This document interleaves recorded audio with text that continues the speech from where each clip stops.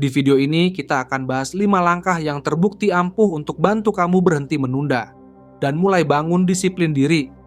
Bukan disiplin yang kaku dan nyiksa, tapi yang bertumbuh dari kesadaran. Dan bisa kamu latih dari sekarang juga. Tapi sebelum itu kita perlu pahami dulu. Kenapa sih kita sering banget menunda? Bahkan untuk hal-hal yang penting buat hidup kita sendiri. Kenapa kita menunda? Menunda bukan cuma soal malas.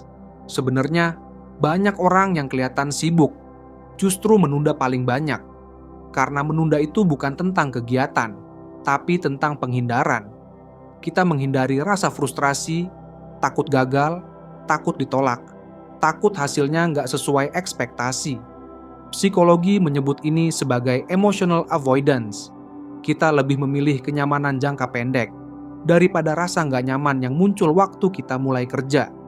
Ada juga yang disebut present bias. Kita cenderung lebih peduli sama kenyamanan saat ini daripada hasil besar di masa depan.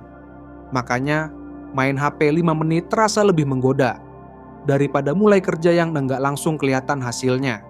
Lalu ada time inconsistency. Kita yang bikin rencana di malam hari bukan orang yang sama dengan kita yang bangun dan harus ngejalanin.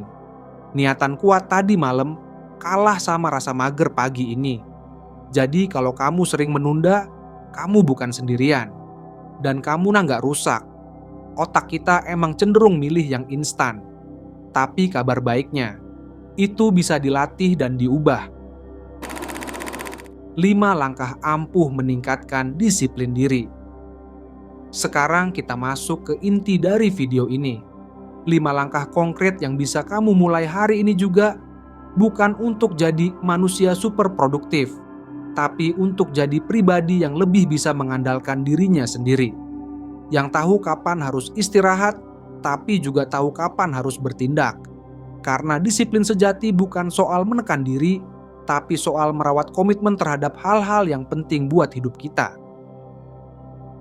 Langkah 1, sadari pola dan pemicu.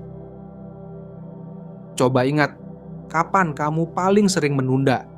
Mungkin saat pekerjaan terasa terlalu besar.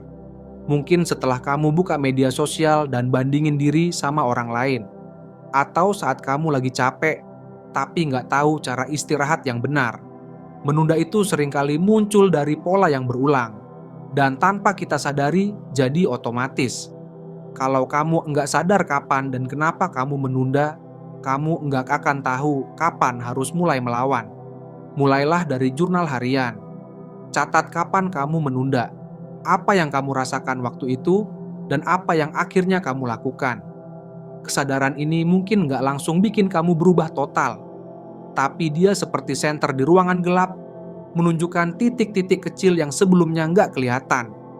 Dan itu awal dari perubahan. Buat aturan kecil yang jelas. Kita sering berpikir disiplin itu soal komitmen besar, olahraga tiap pagi, bangun jam 5, kerja non-stop. Padahal, otak kita justru lebih mudah bekerja dengan aturan yang sederhana dan jelas. Contohnya, buka laptop jam 9 pagi bukan sambil rebahan. Tulis 1 paragraf dulu sebelum buka YouTube. Kerja 30 menit lalu ambil break 10 menit, bukan sebaliknya.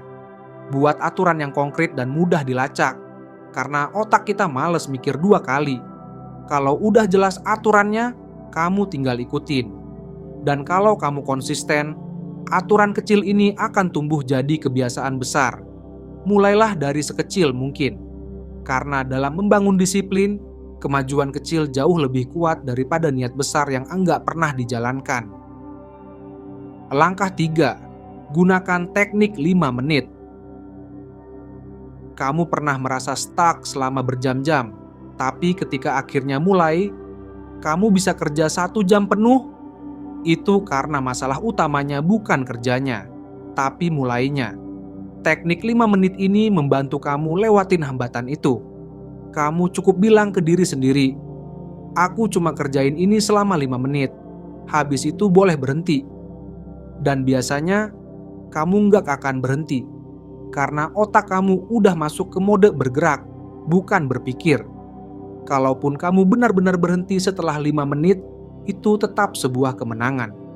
Karena kamu berhasil mematahkan lingkaran tunda. Kuncinya di sini bukan produktivitas tinggi, tapi melatih keberanian untuk mulai, walau kecil. Bangun lingkungan yang mendukung. Jangan terlalu percaya sama kemauan diri. Kita bukan robot. Kalau lingkungan sekitar kita penuh distraksi, disiplin akan terus bocor. Simpan HP di luar jangkauan. Matikan notifikasi. Bersihkan meja dari hal-hal yang enggak perlu. Pakai musik yang bantu kamu masuk ke alur kerja. Kalau bisa, pisahkan tempat kerja dan tempat istirahat. Hal-hal ini terkesan sepele, tapi punya dampak besar. Karena lingkungan kita diam-diam memengaruhi keputusan kita. Jauh lebih besar daripada yang kita kira. Bikin lingkunganmu seperti pagar. Bukan buat membatasi, tapi buat melindungi fokusmu dari hal-hal yang menarik, tapi nggak penting.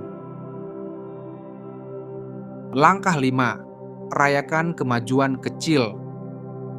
Seringkali kita terlalu cepat menyalahkan diri sendiri, tapi terlalu pelit memuji diri saat berhasil. Setelah kamu berhasil menyelesaikan tugas, sekecil apapun, beri dirimu apresiasi. Nggak harus pesta.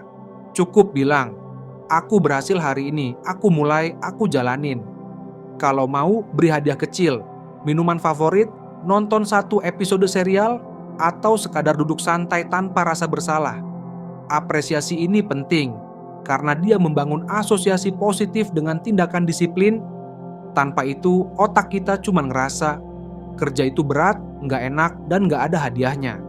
Dan kalau itu terus terjadi, kita akan balik ke kebiasaan lama, yang mungkin nyaman, tapi nggak menumbuhkan. Hambatan dan realita. Tapi jujur aja, meskipun kamu udah ngerti semua langkah tadi, bukan berarti semuanya akan langsung berjalan mulus. Akan ada hari-hari di mana kamu bangun dan ngerasa nggak punya tenaga buat ngapa-ngapain. Akan ada hari ketika kamu kembali ke kebiasaan lama, padahal kamu udah janji ke diri sendiri buat berubah. Dan itu normal. Disiplin bukan berarti kamu harus selalu kuat, selalu benar, selalu produktif. Disiplin itu bukan soal kesempurnaan, tapi soal keteguhan untuk kembali, meskipun kamu sempat jatuh. Kita sering tuh ngebayangin orang disiplin itu kayak superhero. Bangun pagi, olahraga, kerja nonstop, semuanya lancar. Padahal kalau kamu tanya ke mereka, mereka juga pasti pernah malas, pernah gagal, pernah nunda-nunda. Yang membedakan mereka bukan karena mereka nggak pernah gagal, tapi karena mereka nggak berhenti. Mereka terus berlatih. Mereka tahu bahwa kegagalan bukan akhir, tapi bagian dari proses. Dan ketika kamu jatuh, yang kamu butuhkan bukan omelan, tapi pemahaman. Jangan langsung bilang ke diri sendiri, kamu lemah, kamu nggak bisa. Tapi coba bilang, oke, hari ini nggak berjalan sesuai rencana, tapi aku masih punya besok, dan aku bisa mulai lagi. Karena kalau kamu terlalu keras ke diri sendiri, kamu akan capek duluan. Tapi kalau kamu bisa bersikap lembut tapi tegas, kamu akan punya kekuatan buat bangkit. Lagi dan lagi. Disiplin yang bertahan lama bukan yang dibangun dari rasa takut, tapi yang tumbuh dari kasih sayang terhadap diri sendiri. Kita udah bahas banyak hal hari ini. Mulai dari alasan kenapa kita sering menunda hingga 5 langkah yang bisa bantu kita bangun disiplin diri. Semua itu dimulai dari hal kecil yang bisa kita lakukan mulai sekarang. Tapi satu hal yang perlu kamu ingat, disiplin bukan soal jadi sempurna. Ini soal kesadaran, soal belajar untuk konsisten, dan soal memberi kesempatan pada diri kita untuk terus coba, meskipun nggak selalu berhasil. Sekarang aku pengen tahu pendapatmu. Dari 5 langkah tadi, mana yang menurut kamu paling menantang buat diterapin dalam kehidupan sehari-hari? Atau kamu punya tips lain buat berhenti menunda yang bisa bantu banyak orang? Tulis di komentar, aku ingin tahu pengalamanmu. Dan jangan lupa, kalau video ini ngebantu kamu, bagikan ke teman-teman yang juga butuh dorongan untuk lebih disiplin. Mungkin mereka juga lagi cari cara buat mulai bangun kebiasaan positif. Terima kasih sudah nonton sampai habis. Semoga kita semua bisa mulai hari ini dengan langkah kecil dan terus maju. Sampai ketemu di video selanjutnya.